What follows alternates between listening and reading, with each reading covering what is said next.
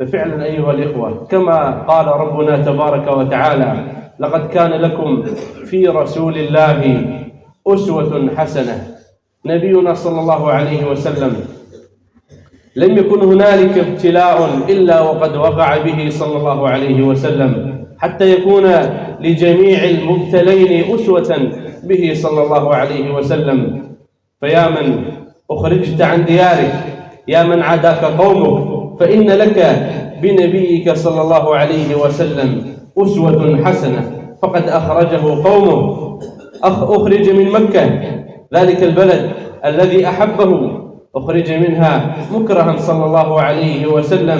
التفت إليها قال: والله إنك لأحب بلاد الله إلي، ولولا أن قومك أخرجوني منك ما خرجت.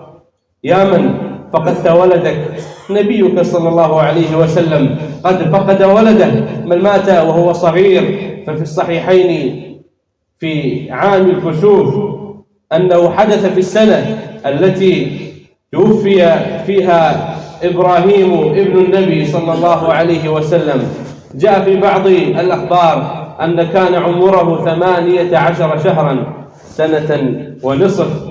وهذا العمر أيها الإخوة في أشد الأوقات التي يكون فيها الأب تعلقا بولده، ومع ذلك صبر النبي صلى الله عليه وسلم. يا من ماتت زوجك، فإن لك بنبيك صلى الله عليه وسلم أسوة، فقد ماتت بعض نسائه وهو حي صلى الله عليه وسلم. وهكذا في كل الأحوال لنا أسوة بالنبي الكريم صلى الله عليه وسلم. بعثه ربه تبارك وتعالى داعيا إلى الله وسراجا منيرا، لكن عادة الناس أنهم يعادون المصلحين. وكل من اتبع النبي صلى الله عليه وسلم في كل زمان ومكان فإن له من هذا الإيذاء نصيب. فإن من دعا إلى الله تبارك وتعالى لا بد أن يؤذى، لا بد أن يصيبه الأذى في سبيل الله تبارك وتعالى.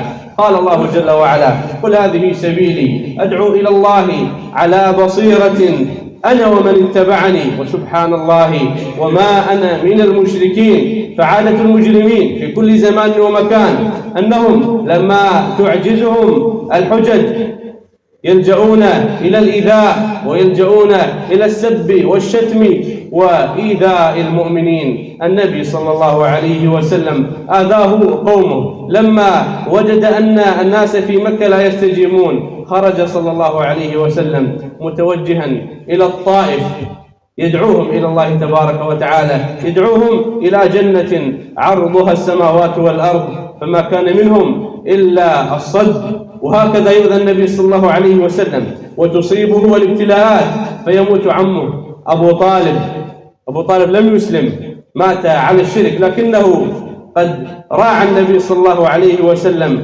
وحفظ النبي صلى الله عليه وسلم، فخفف الله عنه بأنه يعذب في ضحضاح من النار.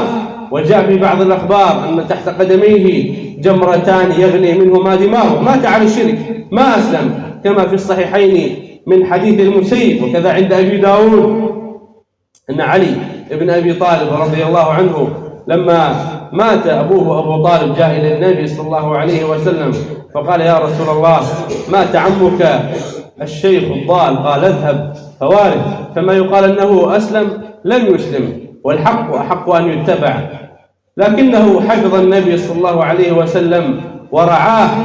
وهكذا في نفس العام تموت أم المؤمنين خديجة رضي الله عنها، فكان ذلك العام بحق عام حزن للنبي صلى الله عليه وسلم. ثم يأبى الله جل وعلا إلا أن يسلي أولياءه، يأبى ربنا تبارك وتعالى إلا أن يتلطف بالنبي صلى الله عليه وسلم. ففي السنة 10 من بعثته صلى الله عليه وسلم يخبره عن نفسه، يقول: بينما أنا عند البيت مضطجعا إذ جاءني ملكان فشقا صدري فأخذا قلبي فاستخرجاه فغسلاه، ثم عرج بي إلى السماء.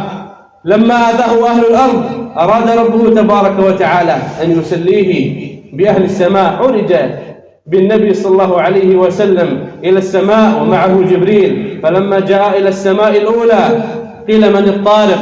قال جبريل. قيل ومن معك؟ قال محمد. قيل وقد أرسل إليه؟ قال نعم.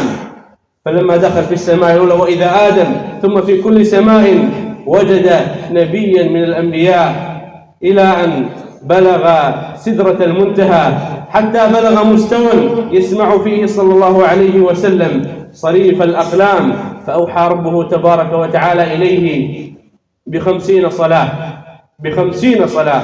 ثم لما رجع لقيه النبي المكلم موسى عليه السلام، فقال يا محمد إني قد عالجت الناس قبلك، إنهم لا يطيقون ذلك، اذهب إلى ربك فاسأله التخفيف. فما زال يراجع ربه تبارك وتعالى حتى خففت إلى 5 صلوات. فلموسى عليه السلام دين في رقبتنا أنه سأل النبي صلى الله عليه وسلم أن يسأل ربه أن يخفف عن هذا، يدل على رحمة النبي الكريم موسى عليه السلام الذي يتكلم فيه ويطعن فيه بعض من ينتسب إلى العلم والدين، فيصف موسى بأنه مثال للرجل العصبي المزاج، ثم يدافع عنه ثلة من الناس.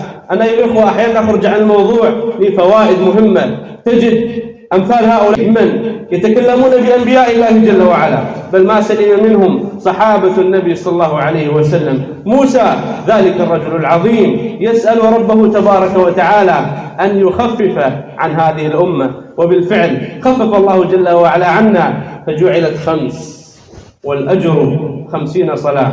يعني عدها بعضهم كيف لو أن الله جل وعلا يعني أبقاها علينا 50 صلاة، يعني قالوا لربما في كل 23 دقيقة صلاة. تخيلوا كان الواقع كذلك. نحن 5 صلوات وكثير من الناس مفرطين بهذه الصلوات، فكيف لو كانت 50 صلاة؟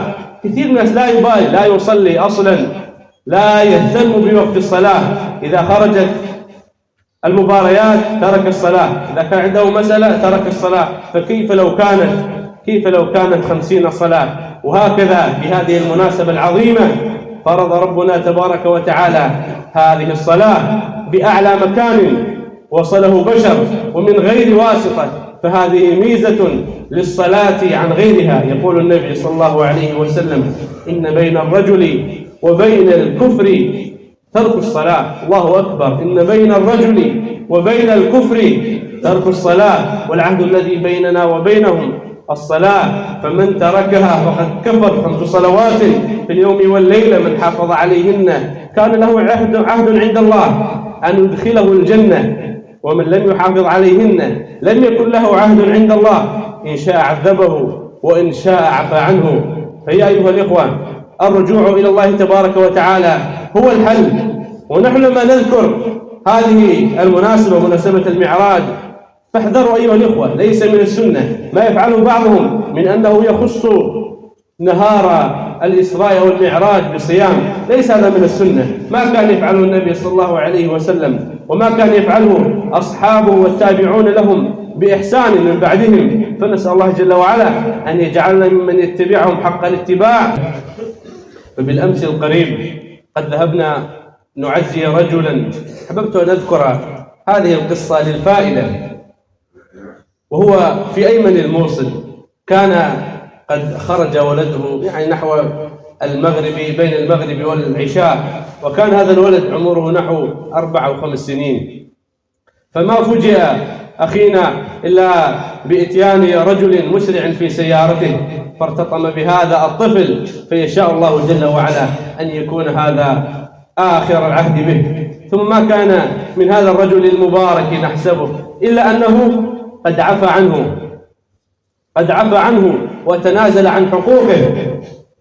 فالله أكبر، الله أكبر على هذه المواقف العظيمة التي يتجسد فيها قوة الإيمان بالله تبارك وتعالى، ويتجسد فيها الصبر على حقيقته. فالصبر يا مباركون، الصبر عند الصدمة الأولى، أما بعد الصدمة الأولى فالكل يصبر، لا بد لك أن سلو البهائم، لكن الصبر عند المصاب الأول ما تبلغ أمام عينيه. وكان أشد أولاده تعلقا به مات أمام عينيه، لم يذهب ويفصل بالمليارات، بل عفى عنه ورفع بذلك رأس نفسه ورأس إخوانه ورأس المنهج الذي ينتسب إليه.